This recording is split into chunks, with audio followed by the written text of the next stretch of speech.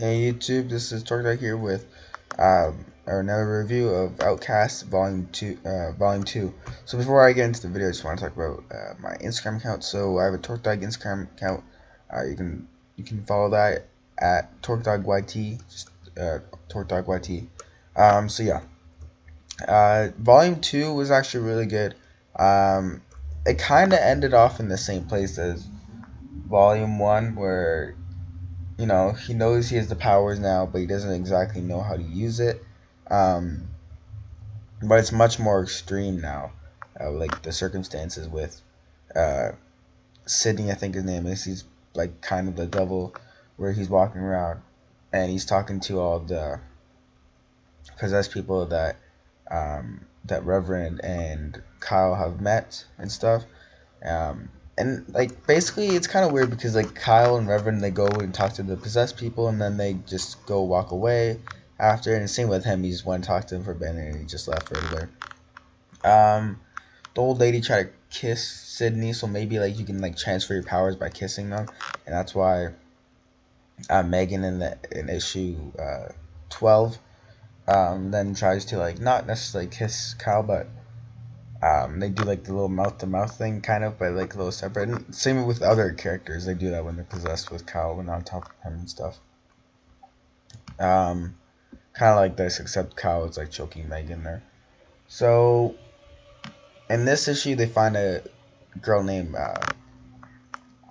Sherry and stuff. She's possessed, and um, they basically cast the spirit outside of her, but she kind of then goes in almost like a coma like thing, just like Kyle's mom, which is kind of sad for the parents.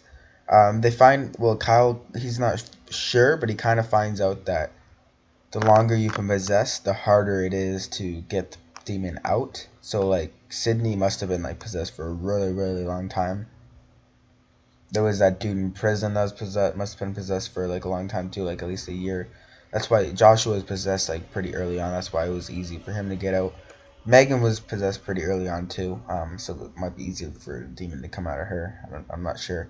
Um, and then yeah, and Sherry, like she was possessed for maybe like 3 weeks or something, so it wasn't that hard. Um, and then the mom though that was possessed for a long time, but then Kyle like gave her power or something because Sherry was like, you give us power, but we hate you though. So that's still a little confusing. Let me just read the titles for the issues. So issue 7 is The Road Before Us. 8 is A Vast and Unending Ruin. 9 is What Lurks Within. 10 is A Weakness Exposed. 11 is A Line is Crossed. 12 is Close to Home. So close to home because Megan's possessed. So he does meet his wife and they kind of talk together. Also, I think in issue 7, Megan talks to Allison, which is Kyle's former wife, and or maybe it was end of issue 6. I don't know. And then Allison kind of reveals that she still kind of cares for Kyle, has feelings for him. And then in one of these issues, Kyle talks to Allison. She reveals that to him, and then you see,